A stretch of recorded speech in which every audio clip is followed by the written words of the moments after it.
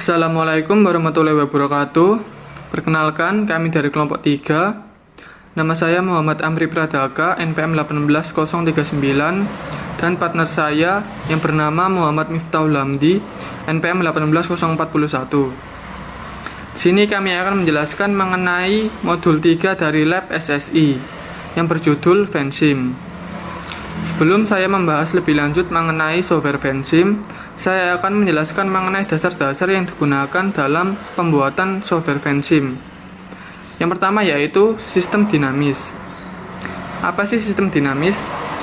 Sistem dinamis merupakan suatu metode yang digunakan untuk memodelkan, mendeskripsikan, dan mensimulasikan suatu sistem dinamis. Dari waktu ke waktu selalu berubah. Nah, dalam sistem dinamis sendiri diajarkan berpikir secara sistem, yang artinya kita menyelesaikan suatu permasalahan tidak hanya dilihat dari satu bagian pokok permasalahan saja, akan tetapi dilihat dari beberapa sumber permasalahan yang terjadi.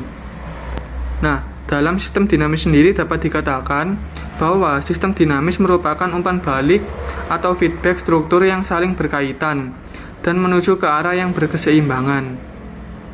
Nah, selanjutnya saya akan menjelaskan mengenai langkah-langkah sistem dinamis. Yang pertama yaitu identifikasi masalah yang terjadi pada lingkungan sekitar. Dan yang kedua yaitu menentukan faktor-faktor yang dominan terhadap permasalahan. Yang ketiga yaitu menelusuri terbentuknya loop atau umpan balik dan interaksi antara loop satu dengan loop lainnya. Yang keempat yaitu melakukan perhitungan simulasi. Yang kelima menentukan validitas dari model yang dibuat. Yang keenam yaitu menerapkan kebijakan tertentu dalam melakukan modifikasi terhadap model. Yang ketujuh yaitu melakukan simulasi berikutnya dengan model yang mengalami perubahan. Yang kedelapan, menarik kesimpulan. Nah, dalam melakukan simulasi sistem dinamis sendiri terdapat 3 aspek penting sebagai dasar dalam melakukan sistem dinamis. Yang pertama yaitu mempelajari sebab akibat. Melalui pola pikir berdasarkan sebab akibat dapat diorganisir oleh ide-ide dengan mempelajari suatu sistem dinamis. Contohnya yaitu inflasi pengurangan tenaga kerja. Yang kedua yaitu umpan balik atau feedback. Di dalam metode sistem dinamis sendiri, pengaruh kasual yang paling penting adalah pengaruh dari segala yang tercakup di dalam feedback loop. Nah, dalam umpan balik sendiri atau feedback terdapat 2 sifat, yaitu yang pertama reinforcing feedback atau disebut juga dengan umpan balik positif, yaitu umpan balik yang biasa digunakan untuk memberikan kontribusi yang bernilai positif. Yang kedua yaitu balancing feedback atau umpan balik negatif. Umpan balik negatif sendiri digunakan untuk menyeimbangkan yang berusaha untuk mengembalikan sistem seperti pada awalnya. Yang ketiga yaitu sistem boundary atau sistem batasan. Secara sederhana, definisi batasan sistem adalah suatu garis pembatas yang menentukan faktor-faktor atau variabel mana saja yang termasuk di dalam sistem. Nah, dalam sistem boundary sendiri dibagi menjadi beberapa klasifikasi. Yang pertama yaitu membaca single positive feedback system. Yang kedua yaitu membaca single negative feedback system. Yang ketiga more complete single loop. Yang keempat yaitu komplikasi positif dan negatif loop. Nah, selanjutnya saya akan menjelaskan mengenai software Vensim. Apa sih software Vensim itu? Software Vensim merupakan suatu perangkat pemodelan visual yang membolehkan Anda untuk melakukan konseptualisasi, dokumentasi, simulasi, analisis, dan optimasi model sistem dinamis. Nah, Vensim sendiri menawarkan suatu cara yang sederhana dan fleksibel dalam membangun sebuah model simulasi, dimulai dari diagram kausal atau diagram stok dan dilanjut oleh flow diagram, dengan cara menghubungkan kata-kata dengan tanda anak panah. Keterkaitan antara variabel suatu sistem dapat dimasukkan dan dicatat sebagai dari data kausal. Nah, sekian penjelasan dari saya mengenai software Vensim dan simulasi sistem dinamis. Selanjutnya akan dijelaskan mengenai cara-cara atau tutorial menjalankan software Vensim dan menu-menu apa saja yang terdapat pada software Vensim oleh partner saya. Sekian dari saya. Terima kasih. Oke, di sini saya akan menjelaskan penerusan dari rekan saya. Dan di sini saya akan menjelaskan tentang penyelesaian statistikus yang kita dapat, yakni tentang produksi obat dengan software Vensim. Pertama-tama kita buka terlebih dahulu software Vensimnya, kemudian new model. Nah, di sini initial time-nya kita isi dengan 2020. Kemudian untuk final time-nya 2025. Dan di sini units for time-nya kita ganti dengan year. Nah, langkah pertama kita akan mengisi variabel-variabelnya. Kita klik variabel.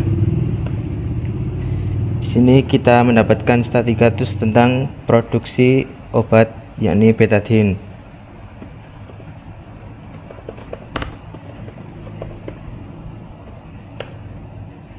Yang pertama variabelnya ada produksi betadine, kemudian banyak kemasan, kemudian kemasan yang gagal,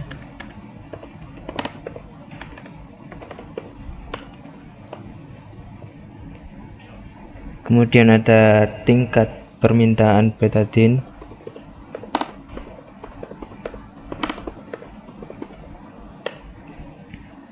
kemudian ada bahan baku,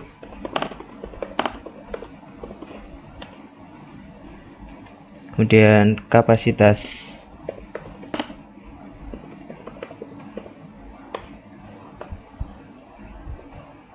dan ada lagi stok dari betadine itu sendiri.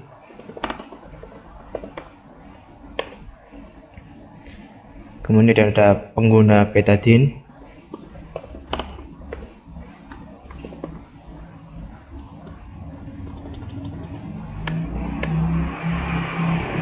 dan ada impor, ekspor, dan harga jual. Nah, setelah itu kita akan mengasih tanda-tanda panah dengan arrow.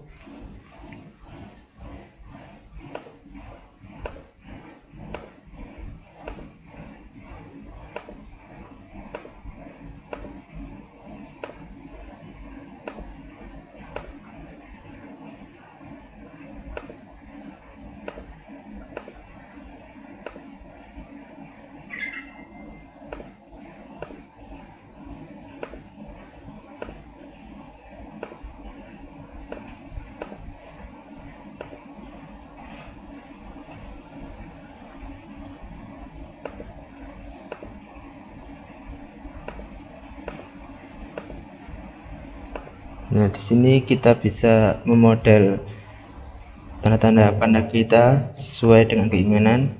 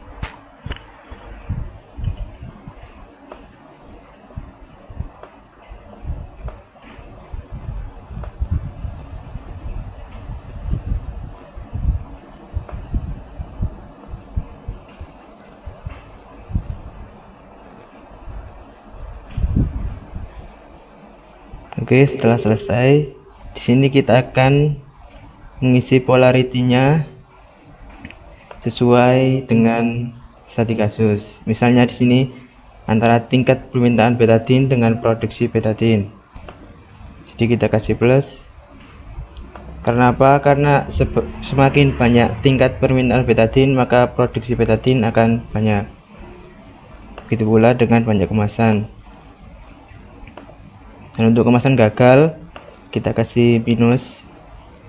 Karena semakin banyak kemasannya gagal, maka produksinya akan semakin sedikit.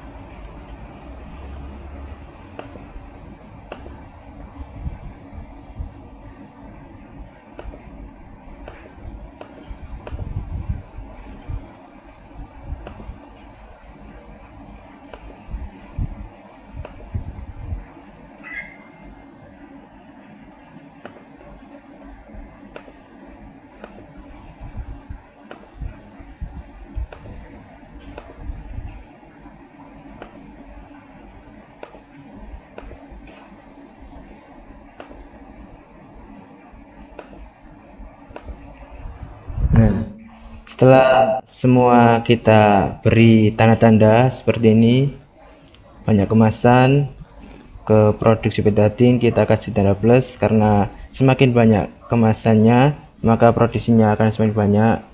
Begitu pula seterusnya. Kemudian kita save untuk CLD nya dan kita new model lagi.